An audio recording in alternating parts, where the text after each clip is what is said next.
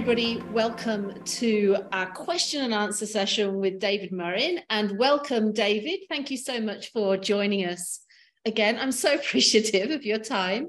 Early morning there in the UK. You've got a very appropriate background with the Union Jack. How are you, David? I'm very well, thank you. And it's very kind of you to have me back. It's fantastic. It's a real privilege to be answering questions. It's the best part of any engagement as far as I'm concerned. The idea of people sparking off, testing whether your constructs work. So it's a real pleasure to be doing this with you. It's not often I get the chance to do it and have it recorded, actually. So super stuff. Thank you.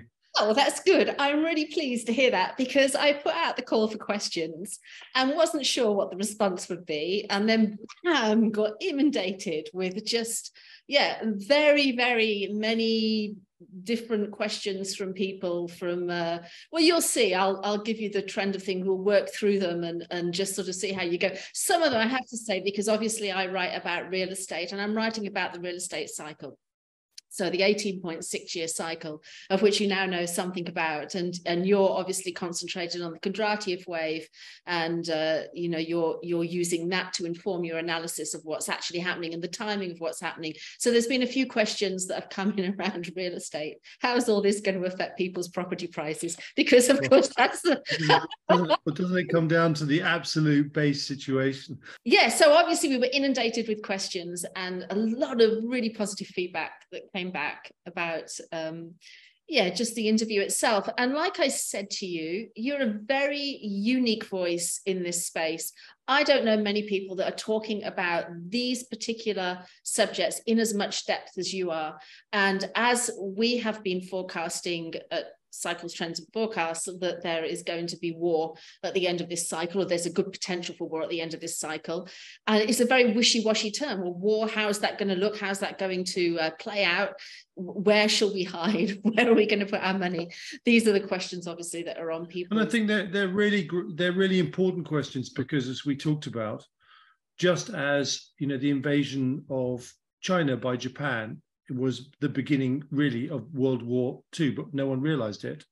Czechoslovakia was the beginning of a war because we paid Hitler off, but he was expansionist in his whole mechanisms as prepared to use force to gain control of Czechoslovakia. We don't think about those times. And I think there is no doubt that we are clearly on the road to a global engagement, and China is just on the edge. Even since we've spoken, there's a whole lot of dynamics which have brought that and illuminated it. So when I say it, it's like history repeats. And the denial word is fascinating, because there was a massive amount of denial into 1914. And let's think about it. The last major European war was 1870, when the Prussians ran over the French and overturned continental power structures. But it wasn't a world war. It was, a year where two sides banged away at each other. The Prussians quickly got the better of Napoleon III and captured him. There was a siege of Paris, and all returned to normal. So in 1914, the world war, the last world wars had been Napoleonic. They'd been in the 7 Years' War in the sort of 18 sort of 50s to 60s for that period of time. We didn't really know what World War was. So you can sort of see where there was an element of denial in it. The Second World War, there was still denial, but to a lesser extent, because a whole generation had fought in the first one and understood it was highly possible.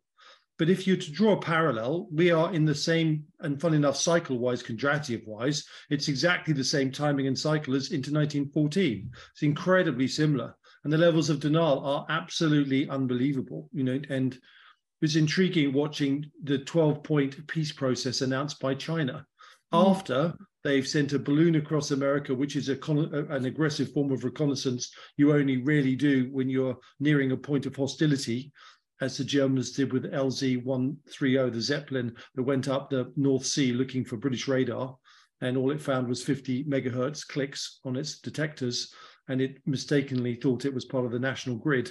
So in the whole of the Battle of Britain, that battle was conducted with the Luftwaffe believing there wasn't radar conducting and orchestrating the fighter defense. What a mistake that was, because radar in the UK was so backward compared to German radar. It was at 50 megahertz rather than higher frequencies.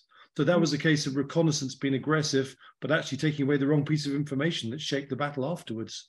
And I think the balloons have to be viewed in the same context of aggressive reconnaissance is never a good sign. And then we also have the whole Xi dynamic with 12 points of I'll save Ukraine when they've already been providing aid to the Russians and they've caught with their fingers in a cookie jar. I don't think that's going to change anything. But what it does give is China the narrative that it tried to stop the war, that, you know, there was no way the West would actually follow its 12-point plan, and therefore was forced to support its ally Russia. And these stages are just, they've been with us before. It's about developing a righteous cause when you always plan to go to war in the first place, so you can mobilize your population to feel indignant. Yeah, it's very sad. That was actually one of the questions, was what was your take on China coming out and calling for a ceasefire on the 1-year anniversary?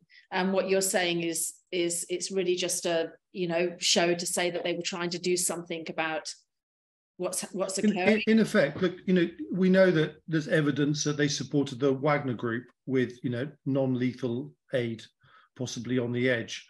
When US intelligence agencies come out with the kind of information they have, it's pretty certain that there was a next step of lethal aid about to be added. And if you think about the point of where we are in the Ukraine struggle, the much vaunted, you know, vaunted Russian offensive has been like rolling out around Bakhmut and in the south of the Donbass.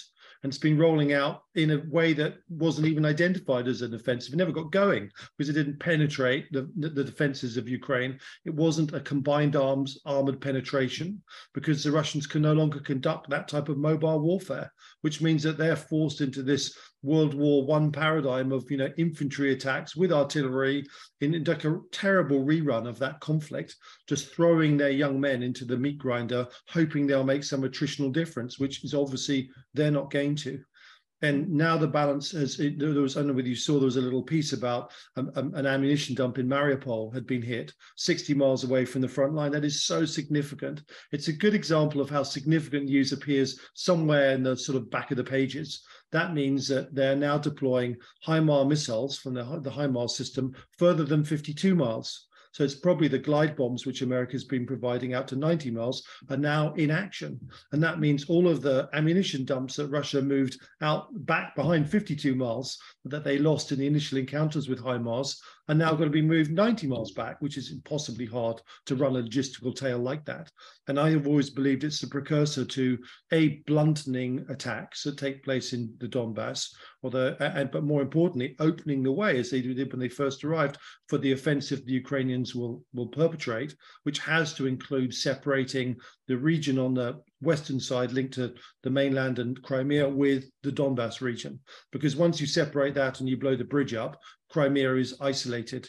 And I have no doubt that Ukraine seeks to gain Crimea, and not just because it's a piece of land that was taken, but in truth because it gives Ukraine an oil and gas basis that allows them to be a viable economy in peacetime.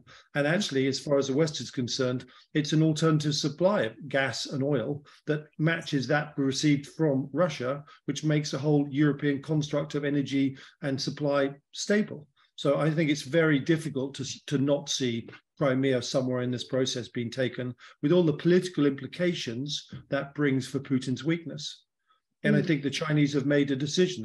One of the things that, you know, so the Chinese have been great students of wars to gain lessons in how to gain the upper hand in their hegemonic challenge. Their most favorite war to study was the Falklands War. And actually, I've written a huge dissertation on lessons from the Falklands War for the Chinese perspective and also from the West. And that was a much studied amphibious invasion of an island, aka Taiwan, the pros and cons of how to do it. But the Ukraine war has been studied in even greater depth.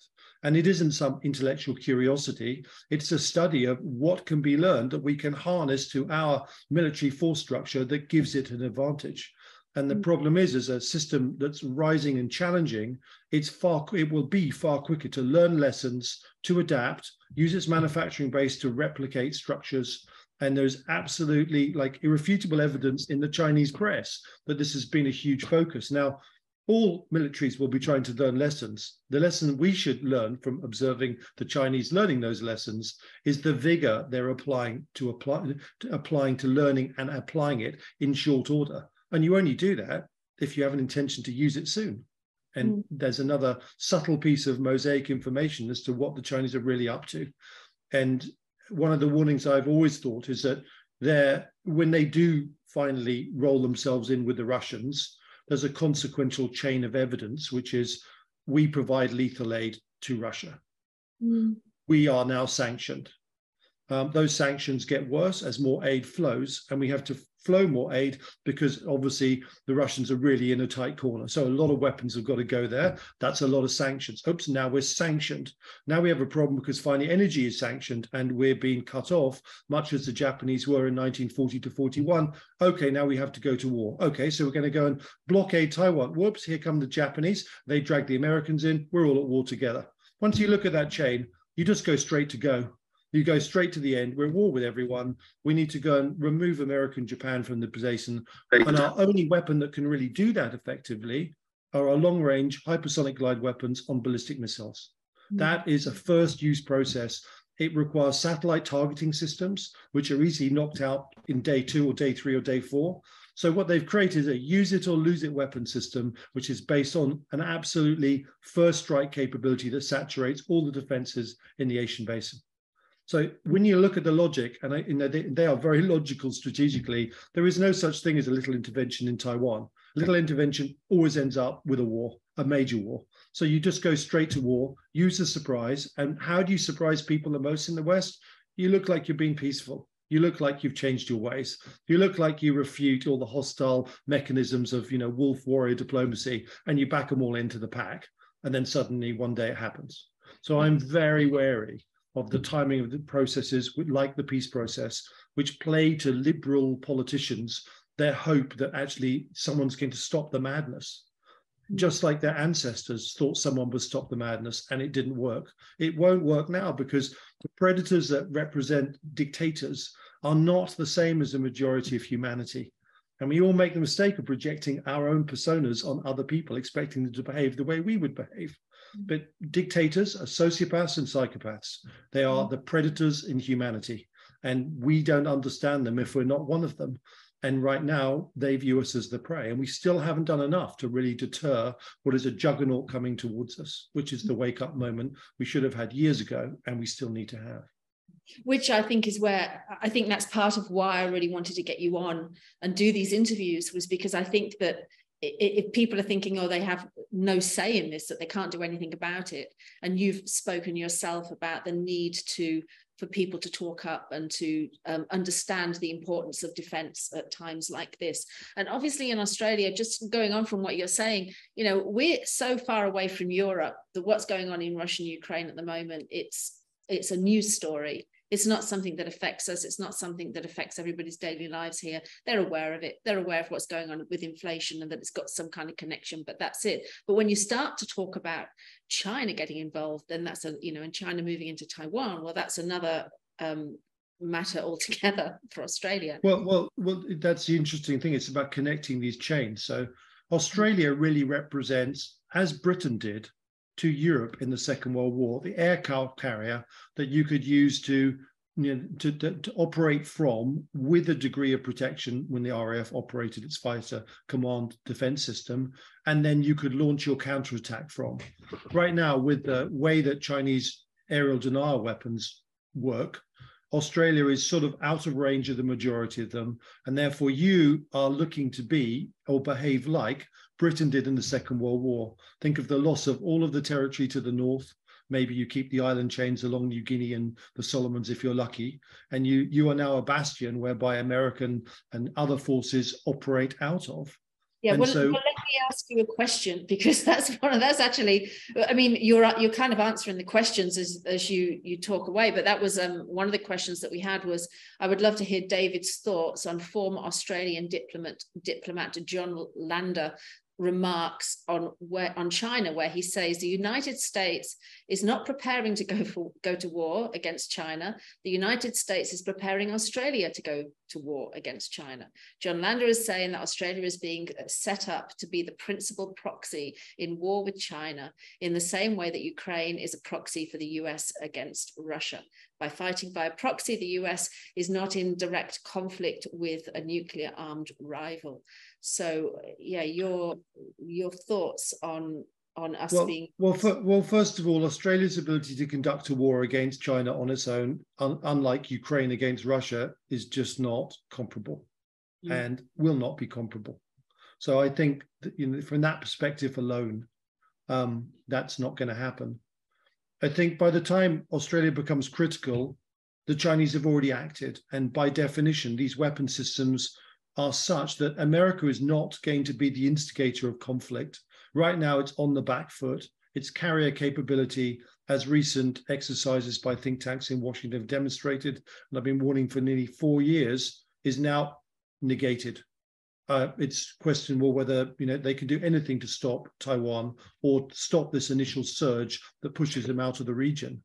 So it's not going to be America that instigates conflict. And as someone said to me, yes, they have social problems. They're fractured, like all empires in decline are fractured. But before they can have a civil war, and yet they would have one if you just put them in isolation, they're about to be preyed upon by the expansive, hegemonic, challenging process of China. And that process is such that America won't be the trigger because it knows it's on the back foot. It'll be the predator's moment to attack. And Australia is wrapped up in that because you're in a region and you should be relieved that you have this topographical process, because if you're Japan, you're all but too close. And Japan really may have a major problem surviving the onslaught that comes from an occupied South Korea and China in the region and America pushed out of it. So if you would prefer to be Japanese, I think you need to look at the force structures that you face, because they're in big trouble. You're 1 degree removed, and therefore if you want to live there, you want American involvement to actually decide to protect you and to be part of that process of future fight back, rather than actually saying America will draw us in. So I think that's another example of a misperception of human dynamics, which is hegemonic challengers, when they're led by predatory leaders and dictators, are the instigators of conflict, not the other way around. So just trying to find questions that kind of follow along the line of what you're saying here. So one that I've heard here is assuming World War III happens in the next 2 to 5 years, because that's really what we're predicting here, or what we're forecasting, and the Asian empire rises to a position of dominance. Does David see this leading to all-out global domination and military-enforced authoritarianism, a curtailing of democratic freedoms, a Chinese-controlled monetary system? Or is it more likely to be plundering the most valuable resources whilst leaving the less valued alone? So I think we should start with the Communist Party and the way it's treated its own people. And you're looking at a hierarchical, collective Chinese culture, which is a product of the sheer size of their population. Confucianism back in 550 BC was the beginning of how to self-order a society that is just huge. And so it's not a surprise that this predominantly land-based construct with a huge population has hierarchical leadership. And that leadership can vary between benevolent emperor to dominating CCP construct, where the party is sacrosanct and sits underneath a total dictator who will tolerate nothing but his will. And in that process, individuality has been stamped out of the Chinese. Because if you're an individual, you get marched out in front of everyone in a major conference and it's all over. So that's how they treat their own people, where individuality threatens the rule of the Communist Party. And you're seeing more and more the Communist Party grow, much like the Nazi Party grew into the 1939. It became an elite within society. You couldn't function unless you were a Nazi Party member, and the CCP is becoming exactly that. Everyone outside it is a lesser citizen and subject to the construct and force of will of the system above it, of the few 10%. So that's if you're Chinese. Now, as an individual from democracy, none of us find that particularly an appealing concept to live under. But what do you fear if you're in charge of the party? You fear individuality. You fear the spark of challenge. You fear the spark of freedom, the spark of individuality. And so you suppress it to ensure your longevity. So as far as China is concerned, Taiwan is two things. It is the bringing together of a civil war, which wasn't quite finished because the nationalists escaped to Taiwan and then got protection from America to survive. So there's this idea, but it's actually an anathema because it shows the version of Chinese history where democracy and freedom operate.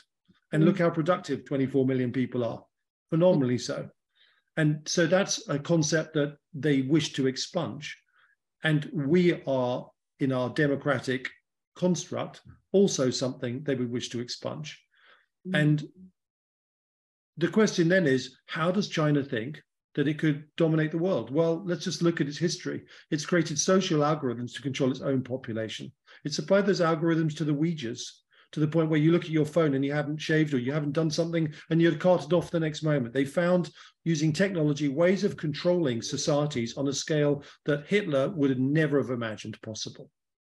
And so they know how to control it. They control their own population. And look what they did to Hong Kong. 6 generations of capitalists, free, democratic people subjugated in less than 6 months, not a squeak out of them. So that's what awaits the West if we don't win. There is no accommodation in this process, because if we lose this struggle, we will always be weaker. And it's just a matter of time before what's left of freedom and democracy is just removed one by one.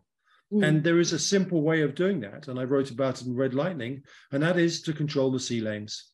Once you control the sea lanes, you can starve any country you want, you can denude the resources, and you can walk in when it's completely battered. And if there is an example that stands out in my mind, it's the use of the Royal Navy when they finally got their act together to blockade Germany in 1917. By 1918, the people were starving and the soldiers were starving. But when the 11th of the 11th of the 11th happened and the ceasefire took place, for another 9 months, that blockade was tightened. And 450,000 Germans died of starvation before they signed the Versailles Treaty. The British Empire controlled India, not by land power, but by sea power and trade route control. And one by one, the states came on side. So if China can gain control of the world's oceans, as America sort of has had, or has had, then one by one, the democratic nations will fall. There's a lot of concern in the questions about the World Economic Forum and the Great Reset, the changeover to CBDCs, and that kind of authoritarianism already being kind of filtered into we're already controlled by this system, if you like. I mean, the concept, I had one question about this of 15-minute cities. I'm not sure if you're aware of them, but this idea to develop these 15-minute cities where everything that you need is close to you, so you don't need to travel and contribute towards the climate disaster. So, everyone's kind of feeling those pressures anyway. Do you take any note of that? Do you concentrate on what's going on with absolutely. As part of my sort of cycle of an empire or system, there are 5 distinct stages. Regionalization, the population grows. There's then a civil war, which tends to overturn linear leadership, where a few are enfranchised and the growing population is not. That civil war is won by the lateral side, because lateral thought processes always win conflicts over linear thought processes. So in effect, the civil war has a social function of lateralizing the rising system with this huge demographic force underneath it. It then is militarized, it is lateralized, it runs down its resource chains, starts beating its neighbors, builds an empire. That is a world and time when lateral, bold leadership, everyone who is of that quality finds a place in the pell-mell expansion that is chaotic, not necessarily ordered. And by the time the empire is built, its greatest heroes are all of that ilk. And then the system starts to mature, it builds its institutions, and the institutions start to allow more linear thinking to create sustainability, process, and iteration. And one by one, these really embarrassing mavericks get elbowed out. And as you start to roll over the top, less mavericks, much more linearity, you move into overextension. Mavericks and lateral thinkers are fewer and far between. And by the time you get to the bottom of the cycle, and especially if you printed money effectively, as America has for 20 years, the number of mavericks in senior positions with lateral thinking process that can warn there's a threat and create adaptations to counter them are just nowhere to be seen. The linear system now feels very oppressive, and it structures and tells you what to do, controls information because it believes there's only one way of doing it. And that's when the fracture and decline happens, because that system can't adapt to a new challenger. And that's where we are. It's nothing like the process of the CCP, because the CCP, believe it or not, has a lot of lateralism right now. It's far more creative than we give it credit for on that scale. We don't like the way it's manifested in terms of control. But compared to the West, which just has this linear thought process, which is an anathema so many times, makes crazy decisions like the lockdown decisions, or crazy decisions not to defend ourselves in the light of Russia's aggression, to just think providing weapons to Ukraine is okay and it's never going to come on our doorstep. That is such a linear thought process that can't imagine anything but the straight line of the past 5 decades and where it's going. So they are two different things, even though we might experience them the same way. Their social function and dynamics are different. We've got a question here, obviously, from somebody who does follow your work, and he's said that you predict with a high degree of certainty that there will be a catastrophic economic collapse in 2023. The question kind of wonders what your indicators, like what are the predominant market indicators that support that forecast of a collapse this year, and what would happen in financial markets this year for you to revise that forecast date for a collapse to later in the decade? And the reason that he's asking that is really in alignment with the stuff that we do here in regard to the 18.6-year cycle, which is very set and it's got a lot of hundreds of years of history behind it, which really points towards 2026 being the peak of this cycle, and then going into a recession into 2028. And that's the kind of timing that I've been heading towards, using that cycle, and also using, and this is mentioned in the question as well, W.D. Gann and his financial timetable. I actually don't think that Gann created that financial timetable. I'm not sure whether you're aware of it. There's a financial timetable that's attributed to W.D. Gann, although there are earlier ones of it available, where it gives it works on an 18/19 year cycle, and it gives you the dates of the years which will be good years and years that will be bad years in the economy. So good years in the economy, bad years in the economy, years where the economy will have high unemployment and people will be lining up for soup kitchens, and of course that also supports the 18.6 year cycle. So I guess that's the question is, what are you using to inform your own timing? And your timing has been very accurate with, your forecasts have been very good over the years. And I'm interested to know, is are we going to collapse in 2023? Is the cycle going to pull up? So let's just frame this. So, my background is principal asset management. I ran a hedge fund, which was, I partnered with a partner for 25 years as CIO. So I'm about how you time markets as well as having big picture views. And the views I'm sharing with you, the views that everyone should be aware of who lives in a democracy and has the freedom to be concerned about and express the desire for political leadership to change our course. But the other intersection is markets. And I have a whole program inside that's accessible for professionals, which is basically this 80 markets in 6 sectors, which includes all the equity markets in the world, all the bond markets that are significant, Bitcoin because it's a separate class but interesting, foreign exchange, commodities, and emerging markets. And so I track all of these markets individually in collective groups and sectors, and use wave counting, which is a pattern recognition system to basically track where they are, where they're changing, what they're going to do. And the reason why I came back basically in 2019 and a half and created Global Forecast was because I felt the time was coming when it was coming to a head. And the timing was pretty good. And so the first part of that cycle, and think about the US stock market. If anyone looked at the stock market and say, what are you talking about, David? America's never been stronger. Look at our asset base. It's phenomenal. It's all okay. Let's just stop talking nonsense. And I will argue that, in fact, what we've seen in the past 20 years is the confirmation that America is in terminal decline, because you've had asset price appreciation through money printing, which is always what happens in the 5th stage of decline. And so that surge follows a particular series of price analysis patterns that suggested, and I was able to do this before the peak in the NASDAQ, which represented all the other US indices, that somewhere around 15,000 identified the exact high of where it would be.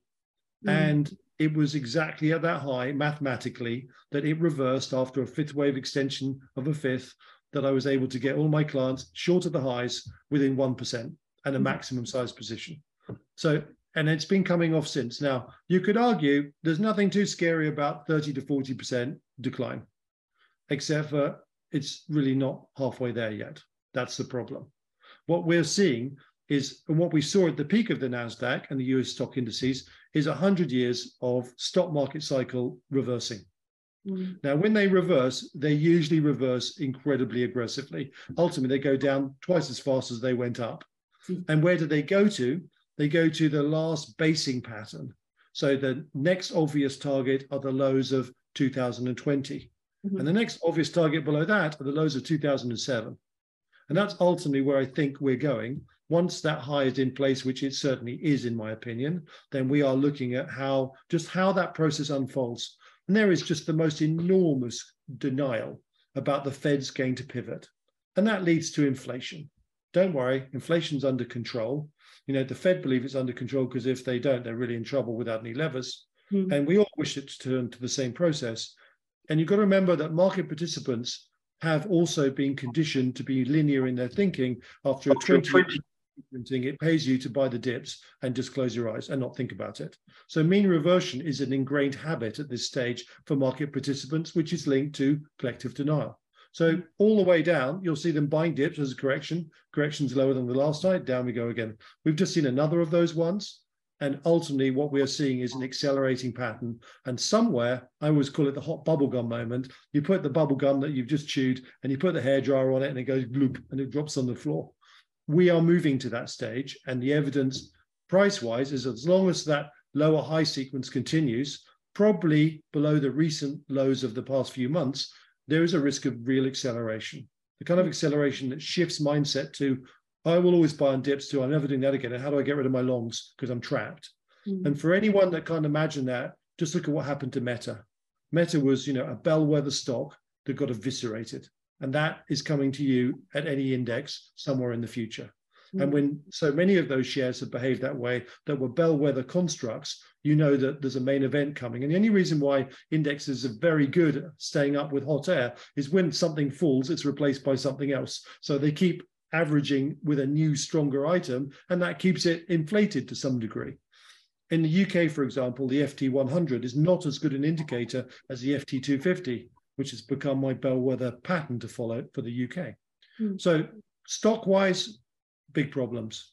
We know that they're most sensitive to inflation, and it is my belief that inflation is about to accelerate again. Whether it's an energy shock, a supply shock from China, or just even the process of finally people asking for higher wages because they just can't live at the current levels. Any one of those three things will create the next surge, but it's a surge that's upon us. And the most important thing are bond markets and interest rates, because that 20-year process where bond yields kept going down into the 2020 peaks happened despite the contractive cycle, when actually you should have been seeing the very opposite. So if you were to go and look at where they should be versus the contractive, they should be at 15% right now for 10-year bonds. The catch-up is enormous. And so I think bonds are relentlessly in the biggest bear market around. As bonds start to go down, you get this reality about yields. That feeds into the concern about inflation, and stocks are left, ready to fall. And the timing looks about it's happening in front of us. And what does a war do? A war guarantees you, or the lesser version of it, precursor of an accelerated arms race, where both sides say, oh my goodness, I'm worried enough to raise 10% defending because we're going to the big moment. Well, what do? You fund that by issuing bonds. So bond issuance goes through the roof at a time when we've already issued too much over COVID without any positive outcomes. So either way, the bond markets are going to drive this process of higher rates, higher long-term rates, steeper yield curves, and inflation will fit in underneath. And that's how it's looking. So far, it's panning out that way. Let's, because we had a question come through about the Kondratiev cycle. When does the Kondratiev cycle peak? Where are we in the cycle? How long is the cycle? How long does it rise for? How long does it go down for? What drives it? What to look for? There were a few people that were not aware of this cycle, even though I've written about it before. And when I released your interview, I did actually a huge written piece. I didn't mean it to be that long. I actually ended up reading it for subscribers, so they didn't have to actually read the whole thing. But I explained what it was in that. But what's your view of the timing of the Kondratiev cycle? Because obviously I'm saying 2026, 2027 for the peak of that cycle. Well, there's a piece in the open part of my site where people could go and read about it. So, for the details, I suggest they do. I'm actually doing in my next book a really extensive process of Kondratiev cycle as an indicator of what I do. So, what is the Kondratiev cycle? Right. This is what is it? Is having studied it, people haven't really thought about it in the way I'm about to explain to you. So, we see inflation as the best correlation to the Kondratiev cycle. And we see commodity prices represent Kondratiev cycle. So oil is a very good, I think, coincident timer. So if you looked at oil since 2000, you'll see a big A-wave surge up into the peaks. You'll see 10 years of counter trend trading into the trough of 2020. So we've had A and B, and we are now in C. And C will come in 5 waves. We've had the surge from 2020 into the Ukraine peak last year. We've been in the counter trend wave 2. Somewhere this wave 2 will give way to the most enormous wave 3. And then there'll be another surge into like ridiculously high prices, then a period going sideways and another surge. And in terms of the peak, you're right to think about 25 to 27, 20, somewhere in there. I think the thing that makes this peak probably different from any other is in the previous peak processes. So you go back, the parallel is probably the First World War, Germany versus Britain fighting for the same resources, except for Germany wasn't a global power in the way Britain was. So we could resource ourselves as long as we can get them through the sea lanes, and we dealt with the U-boats with convoys, we would get them. And that was a turning point in 17 with the convoy structure, as it was in the First and Second Battle of the Atlantics in the Second World War. I say that because for the first time, you're looking at 2 globalized systems, the West and China, who resource globally for those resources. So there's more competition than we've ever seen. So whatever peaks we've seen before probably go back to the Napoleonic Wars, where Britain was fighting France, on that same epic scale. And so we're talking about levels that are difficult to even articulate without thinking that you've taken some fairy dust. But let's put it this way, expect to be surprised to the upside in that process. And I think the peak we're talking about is roughly the same peak you're talking about. And that fits because if war does break out, according to my best model, which is a surprise with China, this whole replay of the Japanese occupying the Asian basin, pushing the West out, you've got to think about a 6-year conflict. It's not going to be quick because it takes you 3 years to build the weapon systems to fight it. So there'll be a period of standoff where the West retreats, consolidates, China retreats, consolidates with Russia. They build like weapons like crazy. And then when you have enough of them, you come out of the basin or someone tries to get into it. And that would kind of correspond with 25, 27, because we're not embarking on a quick affair. This will be 5 to 6 years.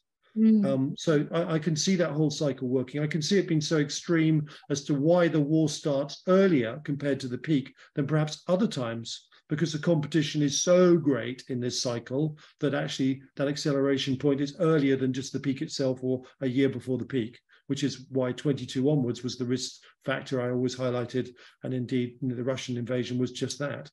Yeah, for war happening at that peak. Let's get on to where do we run and hide? A few questions of this. One came in. Sorry, go on. You were going to say? I'm getting a lot of run and hide questions. A lot of run and hide questions. Yeah, well, we live in the lucky country, David, and we all hope that Australia is the lucky country when it comes to running and hiding. So the question I've got here is, New Zealand is part of the Five Eyes and ANZUS, which is a security treaty between Australia, New Zealand, and the United States, but it's not part of AUKUS, which is the bilateral security pact between Australia, the United Kingdom, and the United States, and does not allow US nuclear-powered ships into its waters. So would it be a safer place to live while this plays out? Are we safe in Australia, David? So I wouldn't go to New Zealand because it's indefensible, but it is easily grabbed by the Chinese as part of a process of surrounding Australia and covering the southern oceans. So I think actually the very opposite. That is just not, it's like the Channel Islands. They weren't defensible and they fell to German occupation. So no, I wouldn't touch New Zealand. Australia, obviously, I think you're going to be a bastion. You're going to be like Britain was in the Second World War, which was, a base, a giant aircraft carrier in the south, from which, force structures can be projected north. And in terms of where to go, there'll be places where you might be able to duck and weave for a time. I think this is going to be such a big conflict that all countries are one side or the other. I don't think there will be many neutral countries. This is going to be a proper global confrontation that pulls everyone to one side or the other. And I speak as a father with children, so I don't speak lightly. The conclusion that I sort of have is you're going to end up standing and fighting where you are, because if the CCP win, there will be no freedom for our children. So whether you lose it in 2 years, 5 years, 8 years, if you don't fight for it, you're still going to lose it. So I think this is a titanic struggle that really is the third struggle of democracy versus autocracy that defines how humanity will go forward after it. Will we finally have rejected autocracy for the idea the individual maximized potential in a society is the human future?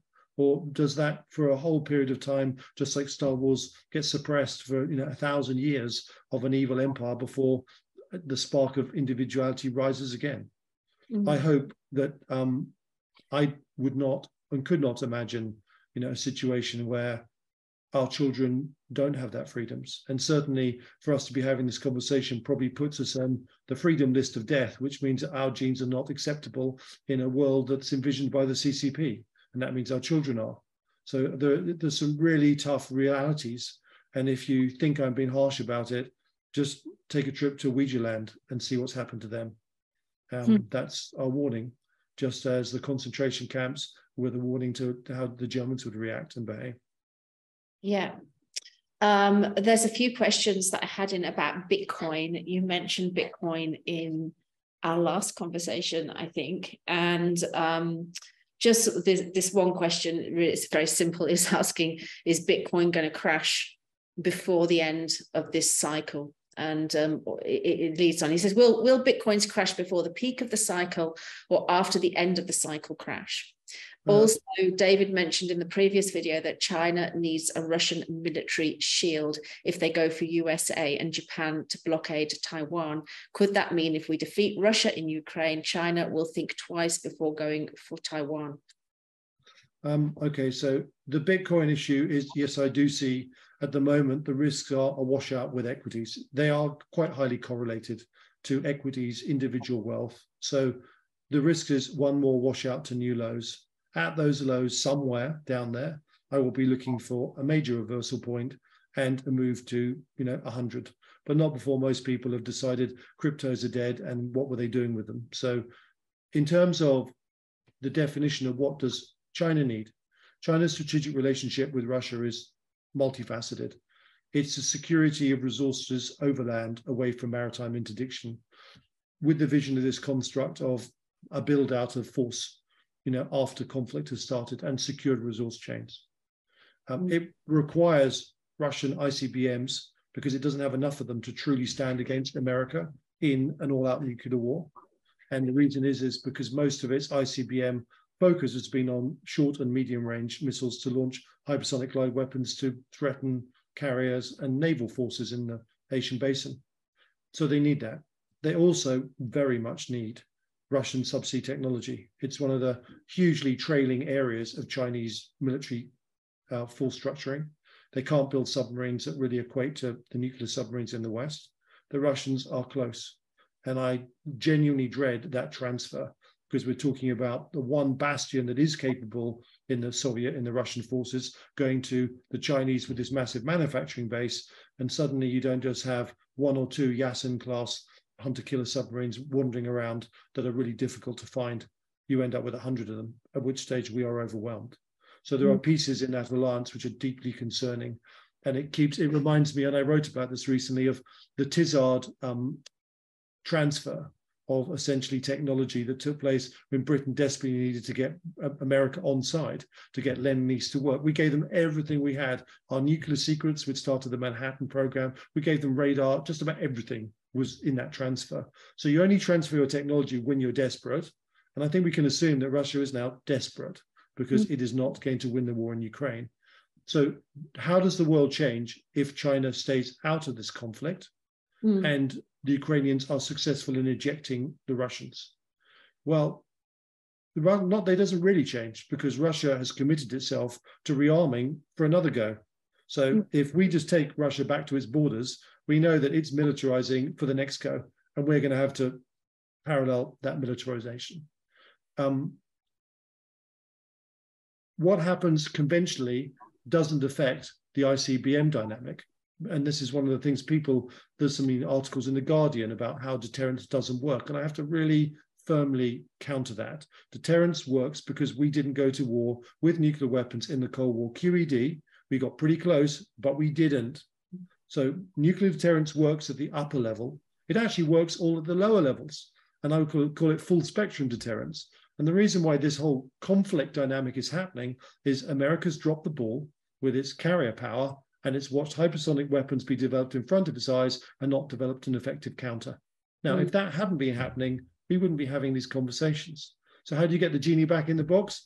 You go and find a genie on the beach and you say, give me a defense against hypersonic weapons. Ukraine wouldn't have happened. We wouldn't be under such threat right now. So deterrence does work, and it fails, and you have conflict. So that's an important dynamic. At the moment, every time I try and put some rose-colored glasses on and see how do we get out of this, it starts with it's the expansive predatory systems that catalyze conflict. And the only way you deter a predator is sufficient deterrence to make it think that it will lose its life in the process of its action. And we haven't done that. We haven't done that in NATO. We haven't done that in Britain. We haven't done that in the high seas of the carrier forces of America. So right now we are sitting here believing, hoping it's not going to happen to us, but given the parameters that actually invite it. So until that changes, our deterrence has failed. And that's our problem. And it's made worse by denial. Because at least if we started to jump up and down, as America did with balloons, you might think that the corpse was twitching and it basically was about to go and slap you and had a chance it might come alive again. But on the whole, the West has behaved like a dead body, just hasn't twitched when it's been kicked. And that encourages aggression, more kicks, more action from these predatory systems and the axis of autocracy, which we can see extends to 5 countries. What was your opinion on the balloons thing in the US? The way that the news reported it, we obviously never hear the real story of what's happening there. Well, the first thing is, and the first point is, reconnaissance is not benign. It's not taking a holiday up the Nile to look at the pyramids. You enact reconnaissance to gain information that gives you an advantage, and you take the risk of that reconnaissance close to a point when you're prepared to use it. And the best example is LZ-130, the Graf Zeppelin that went up the North Sea, and I told you about, that picked up and tried to look for British radar. That was not a holiday trip or a test run for a Zeppelin. That was an aggressive piece of strategic reconnaissance. And I think we have to view the balloons just so. So it tells us something about Chinese intent. I think the American response was incredibly lame. To pick it up, not respond to it, let it overfly and say we're watching it. It should have been taken down when it went over Alaska. And even the process of how it was taken down after it had passed over America kind of made me chuckle a bit, because it was operating at under 65,000 feet when it was taken out. The operational ceiling of an F-22 is 65,000 feet. The takedown was 62. Why do you hit it with a missile into 1,000 smithereens to show you're strong when you're weak? Because what you should be doing is take the explosive canisters out of a 20 mil cannon, which it carries, put a few holes in it, watch it deflate slowly, and pick the whole system up intact. That would be a good way to really retrieve information. None of that was happened. So on every level, I think America was found wanting, and I think Chinese aggression was revealed, and it's not a good sign. It was 28 days after the Graf Zeppelin blew up the North Sea that Germany invaded Poland.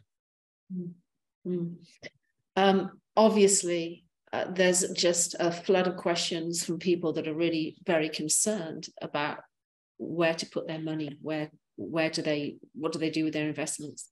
And so one question here, best place to have your money in 2026 to 2029 if the 2026 crash is big? Gold, cash, debt, free property, 10% property mortgages as a lender, question mark. I know you've spoken a little bit about this, and obviously, and I will say it here now, that anybody watching these interviews obviously are very informative. They're not even touching the surface of the information that you put across in your Murrinations and in the information that you've got on your website, which is extensive anyway, just for somebody who wants to go and browse there. But obviously you've got a much more deeper analysis for your subscribers. So and your subscription base is not expensive. And I would advise everybody, really, if you really want to understand and really want to know where to put your money, your subscription is one that they should have under their belt and should be reading, because that's obviously going to inform them from somebody. I don't know anybody who's better equipped to offer that kind of advice. So let's just say that in advance. But do you have any comments on where people... Look, if there's one area where I just think I'm very wary of giving advice like this, because my view is a continuum. And so I might see something a week later that changes the timing of one of the sectors in this macro world of markets. But if I was to meet you and say, I need to give you one piece of information that 5 years later I think will have worked, despite whatever permutations I see, it's precious metals. It's the avoidance of stock markets.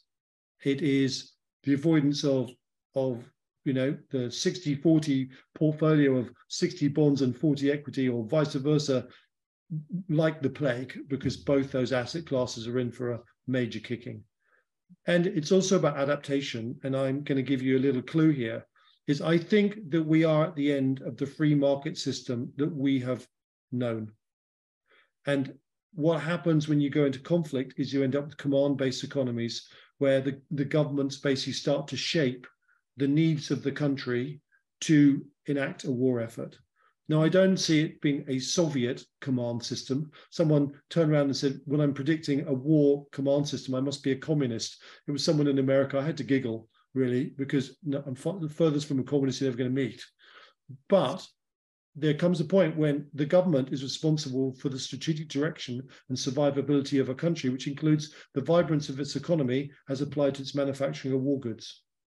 And I think we're about to see a hybrid version of that, where tax breaks, incentivization basically goes to what's left of the free market structure to adapt itself to make the things needed for the nation's survival. And in those investment themes is a whole host of opportunities, which also include resources. And we haven't seen this wave 2 in oil and energy really just take off just yet. It's been very muted. And I think it's been muted because America has done an incredible job of using its strategic reserve and really fighting Putin on every level, where the energy war he wanted to create, that created leverage over the Europeans like Germany and around it, could never gain any traction to turn them away from their resolution of the Ukrainian issue against him. And so we've seen, the question is, how long does that continue? I mean, strategic reserves are almost empty.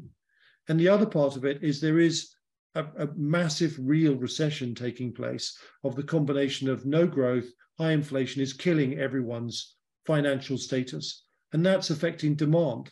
So at the moment, the stock markets represent those two elements of lowering demand as real shrinkage takes place, and also the process of the strategic energy war, which Putin is losing at the moment.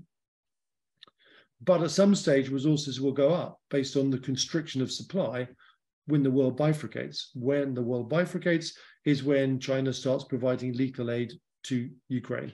And somewhere in that process, the whole chain starts to go. So that's another area. Resources inside the Western basin of transport and control and supply chain. And Australia doesn't fit into that, because the issue is, can you sell your resources to the outside world? They no longer go to China. Where do they go? Can they go to, can they get all the way to Europe? Well, they might not, because the Chinese start interdicting the transport lanes, because South Africa happens to be controlled by the ANC that's controlled by the CCP, and the West hasn't done anything to secure the trade route. and the Suez Canal was closed by 2 ships that were hijacked by special operations teams that jammed the canal. There's factors like that which you have to work through. But generically, precious metals, resource-based constructs with the appropriate supply chains, and think command economy focused towards conflict. Another question here.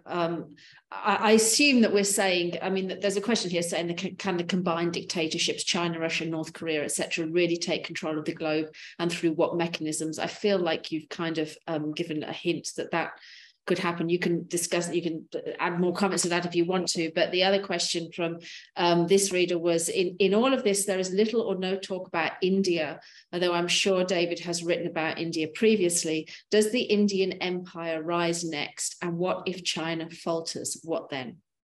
So India is the 3rd Asian empire in the Asian super empire. Japan was first, China is second, and India is behind China by about 20 to 15 years. It's got incredibly vibrant demographics, and we know that China is now rolling over, which is one of the problems for China. It either makes its move now in its own curve, because it's had a glass ceiling of American power for almost 40 to 50 years when it demographically was in its optimized expansionary state. And it also faces a rising India behind it, chasing it. Just like Germany faced Russia on its neighborhood, being rearmed by France and railroads to increase its mobilization time, that has a really big effect on the calculus of Xi. Because if you don't go now, then even though the West starts to decline, India comes up behind and makes the balance. And his net power is weakening because he has a hegemonic weapon of challenge. His economy was tooled up for war and is about to go bang if he doesn't go to war. All these things go to the now moment. India will be an ally as part of the Quad against China, without doubt, somewhere in this process. It will have to break its ties with Russia well and truly. But this is the interesting thing, is in the previous conflicts, we have always seen the seeds of the next empire cycle, because these conflicts are so total. They take the old system down with the last vestiges of its national energy, fighting and resisting the challenger. The challenger loses, and in fact, both systems lose. So the First World War sort of polished off the British Empire, but really polished us off by the second. And who rose up as the winner? It was America. And the other challenger, Germany, went down with us, and a new challenger rose. So we have to be very mindful that as we combat China, how deeply we enable India, because this war is going to take us down innumerable notches in terms of our ability to project power and be a global system. And the one system behind it that has demographic replacement and energy is India, a huge threat. So I say it, I'm looking beyond the fact you've been successful through this conflict ahead and what comes next, and managing it rather than doing what we've normally done, is just grabbing for anyone who'll save us and just damn the consequences and start at the next cycle in the process. A question here about Israel, wondering how you see the tensions between Israel and Iran playing out. Well, I think that the alliance between Russia and Iran is only strengthening, and the provision of drones and war equipment, even if they are sort of rather World War II-ish, flying along at 150 miles an hour, and how they built saturated air defenses for the Kalibers then to get through, which is a Russian more effective cruise missile like a TLAM for NATO and America. But that alliance, I'm watched very warily, because the Iranian regime is really sitting on a knife edge with its own people, and has just put down, or is in the process of putting down, a massive insurgency. It feels very vulnerable. It is desperate to make a nuclear breakout and gain the same status as Israel. And so we've got to imagine that breakout protocol is, they're doing all they can to suddenly announce, yeah, we've got 5 bombs. And how would the world change? And I think that we're coming to the stage where Russia might well help them to do that, if it meant that the Straits of Hormuz could be shut off. And then the reliance on the Middle East's energy gives Putin greater weaponry with his own energy products. There's all sorts of complications in this. But I think there's a hints of an anti-Semitism coming out of Moscow, which just forces and makes Israel far more hard line. I think one of the things, and I wrote an article about this, is about the separatists of Papua New Guinea. And they were there when I worked there, 40 years ago. on the other side, they're Melanesians fighting Dutch Irian controller, which is, it's the Indonesian nation with a different racial demographic and construct. And they were always there taking pot shots, but they grabbed a poor Australian or New Zealander, and they threatened to kill him if, things didn't change. And that's really interesting because it's very isolated. There's no great power interaction in that, rebellion, insurgency, but it suddenly reached a new level where after all these years, they've finally taken someone who's, a white person, inverted commas, from a colonial power nearby that they have grievance against, the nation that helped to suppress them. And we talked earlier about a Kondratiev cycle, and then coming to think it's much more than essentially just an inflation quoted cycle. It's actually almost like a drumbeat that pounds through humanity, which is the drumbeat of entropy. And if you think of inflation as an entropic characteristic, it causes damage to economic systems. Then what you're seeing when you track it in this sort of curve that does this is like a heartbeat of boom, boom, boom, boom, boom. And what it does is then stimulates this change of entropy, which catalyzes any hegemonic challenge which has been building. And as it reaches its peak that we've been talking about, that's when war is unleashed against the challenger, unleashes it against the hegemonic system. And more, and what was it? One of the things I sort of thought about was this cycle, which was sort of like a heartbeat of humanity's growth, because the saddest function is that we have grown through conflict, because old empires have become sequescent and ancient and unenergetic are challenged by new ones. And the new challenger removes the old, and the peak is then more vibrant in the next peak. And so each empire peak, which is anti-entropic, gets higher. And this drumbeat is like the test. Are you strong enough to be in power? Are you strong enough to stay? Did you fight the defender and maintain and adapt? Oh, you didn't adapt, you lost. New peak, new adaptation.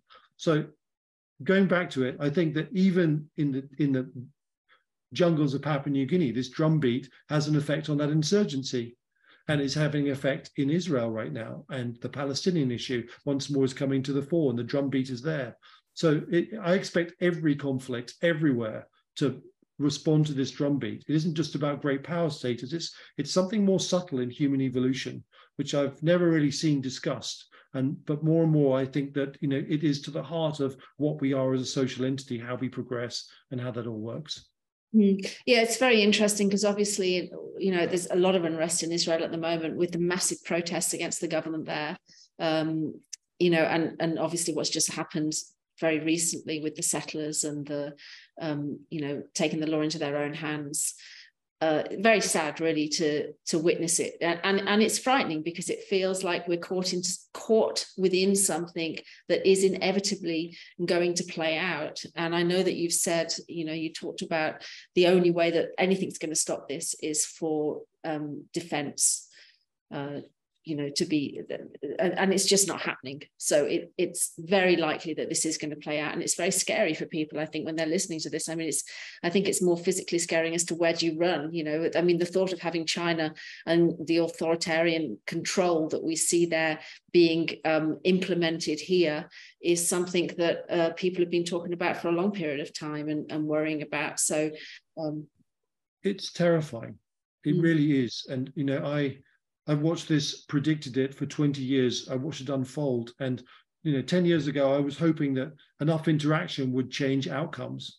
I am horrified at how, the railway track from one station has led to the next station. And nothing that, somehow that my work has just touched the sides. It's created a language and architecture for some to understand, but not enough people to change it. And so we are still stuck in our unconscious cycle, and it will only play out when the weak, and let's look at it, there's nothing strong about Western society these days. The fact we've got this cancel culture, wokeism, is a terrible indication of individuals on the way up. Individuals serve the collective to be stronger. They're proud to be part of something bigger, and they balance their individuality with the needs of the system. And the result is the system expands. There's a great picture in my study of Nelson, and I don't live very far from the dockyard where the Victory is. And every guest I take there, I stand on the plaque where he died. And I think about this picture taken, or this image of him in his cabin. This was a man dedicated to naval warfare, immensely courage, small of stature, but he also had the most passionate love affair with Emma. So he had every reason to live passionately with, this amazing woman who was vibrant, sexy, was the belle of society, even if she came from the outside of it as a courtesan. And yet, there he is contemplating the battle the next day, and he takes a decision to not have sharpshooters in his fighting tops, in the masts, in the sails, because he believed the risk to catching the sails on fire was too great. Now, he knew the French would have men all in the fighting tops because they couldn't fight naval warfare on the same basis, but they were replete with soldiers. And then he took the decision to wear his medals, not just some medals, but we're talking about glowing, shining silver medals that were like target practice. And during the battle, as the ship engaged the French line at the head of one column, they broke the line, they went alongside their opponent's ship, and he's standing on the deck, serving no other function but to basically be courageous with his men fighting. And he is number one target with his medals from the sharpshooters that can't be countered by his own sharpshooters. He must have known he was going to die. And yet he had so much to live for. And that is this sense of service. Yes, he might have been slightly egocentric, but there was service over self, and there was a lot of passion in self. And I think that's a really interesting example compared to the woke dynamic is one of, my individuality is more important than the collective. I need to find the fact that I express my individuality. You have to respect it and damn the system because the system doesn't really work. Let's cancel the culture. Let's call everyone out who wasn't the same as us 1,000 years ago. Let's take down their statues, forget history, and that's all that's important. That is very much a product of the end of a cycle. It comes out of America as much as anywhere, which personifies that process. Now, my simple question is, the Russians, the Chinese banned the woke movements because they saw them as being unproductive and drawing away from the energy of society. But if you go to Ukraine right now, I guarantee you that movement doesn't exist. You either fight for your country, you fight for your collective survival, or you don't. But you don't sit in the middle saying, look at me, look at me. So there are so many hallmarks from money printing to this process that basically, we go from there. Yeah, a lot of weakness in the system. There is. Yeah, it's a very, very interesting perspective. It's extremely interesting to listen to your thoughts on that. And by the way, I really do.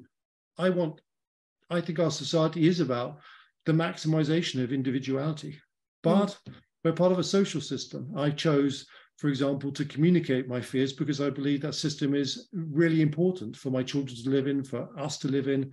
And that's why I took the decision to become outspoken about something which I knew was going to be hard to communicate. That's what freedom is.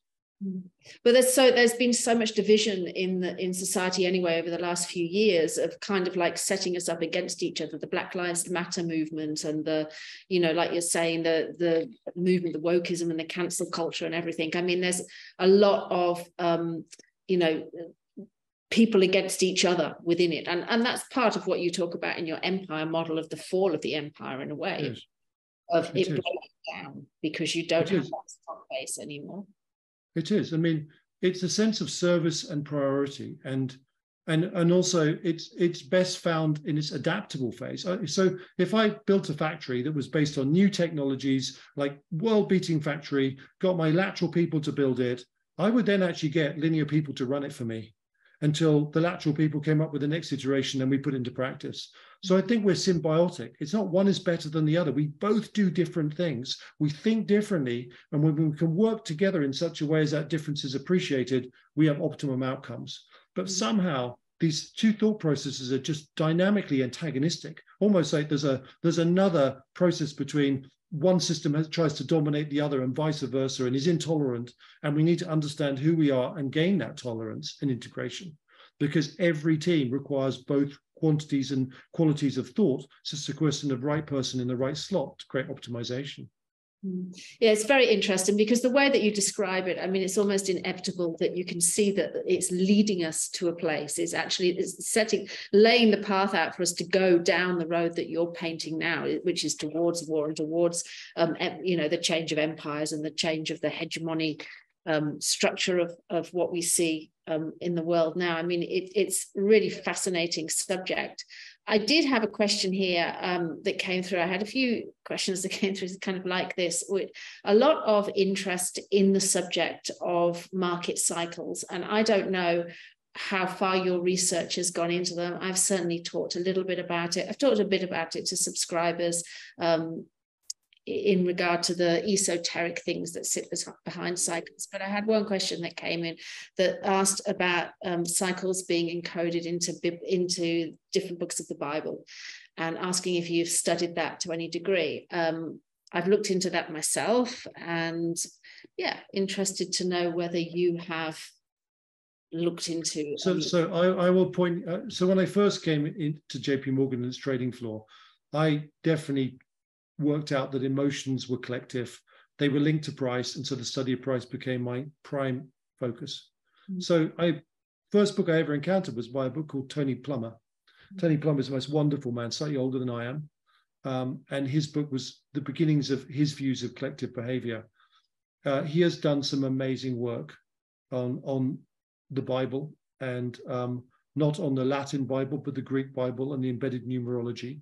And there is no doubt that there is an embedded recognition of the harmonics of human behavior in those texts. And I direct all of you who are interested to find and study his work.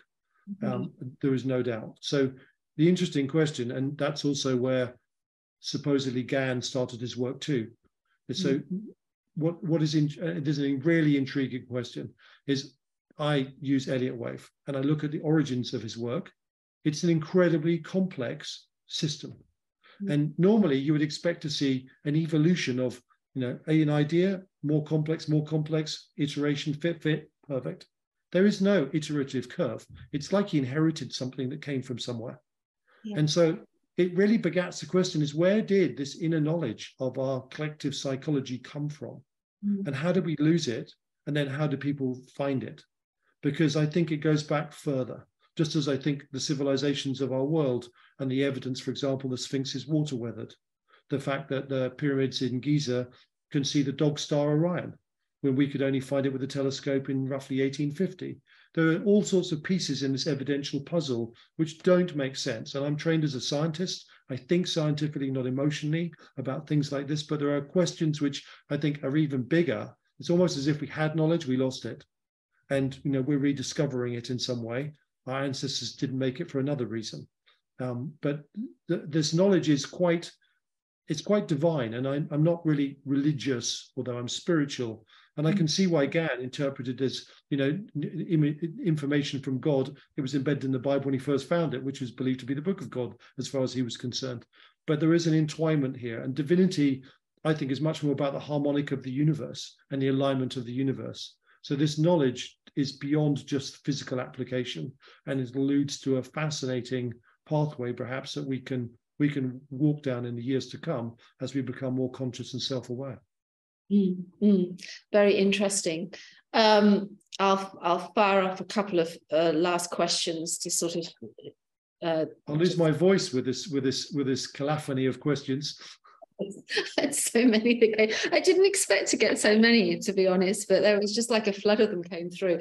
And I'll just say at this point, we just flick back onto the Zoom screen because I was just looking at the questions. But I did have a lot of questions that came through about property. So I'll just say to subscribers at this point that I will answer those. We're doing a live webinar very soon, and I will slot some of the questions that came in asking about where Western Australia's property cycle is and where property prices are going to go, because I'm not sure that you're aware of what's going to happen to property prices in Western Australia. Look, I haven't done a piece. I know the property prices in England have peaked and we are going down, but we are a consumer society, not a commodity society.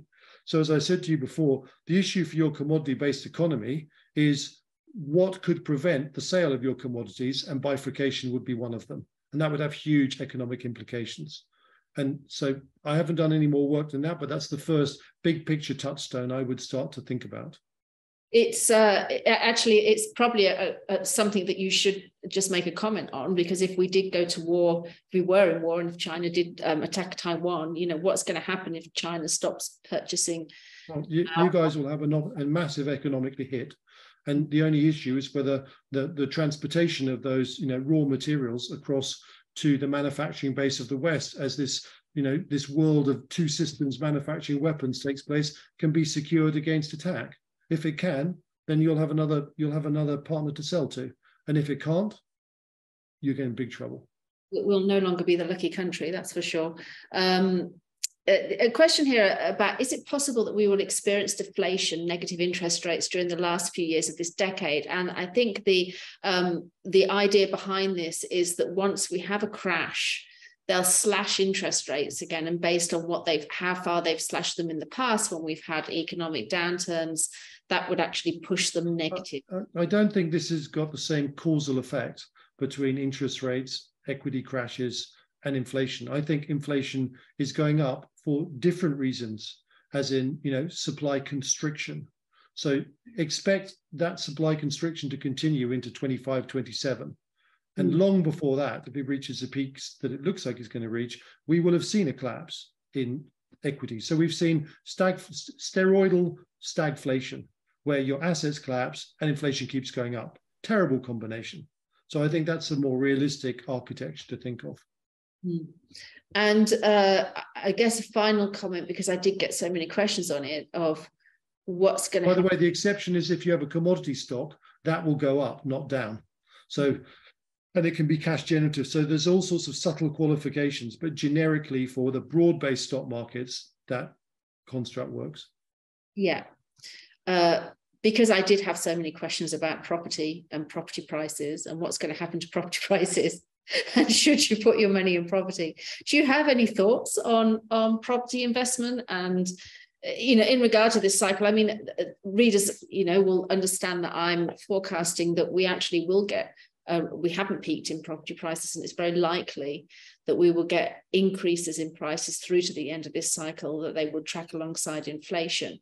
Land prices will track alongside inflation. Well, I stand with my comment that you're a commodity producing country, and that works as long as you can actually sell your commodities. And if there's a hiccup in that, it'll abruptly terminate. I would say that's going to happen in the UK as well, though. I would expect that in the UK, I'm convinced it's already started. In fact, I called the high last year exactly at the high using the nationwide price index. So we've already started our decline in a consumer society.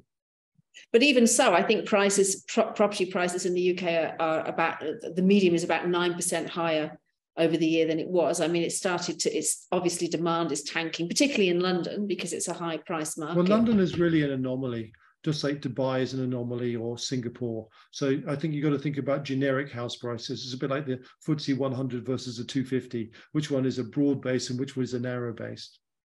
Yeah, well, obviously London attracts a lot of foreign investment as well. So you would have that. It's always been seen as definitely not attracting Russians these days. A few Russians fleeing. There's certainly been Russians that have been fleeing to Israel and scooping up real estate in Tel Aviv. People that have been leaving, and where can they put their money and have it safe? So. Yeah. Anyway, thank you so much, David. Again, I really appreciate your time, and I would love to have you back again at some point if you have I look forward to that. Great questions. I love the engagement. Thank you, everyone, for being stimulated enough to write back to you and then ask questions, because it's the best part of the engagement.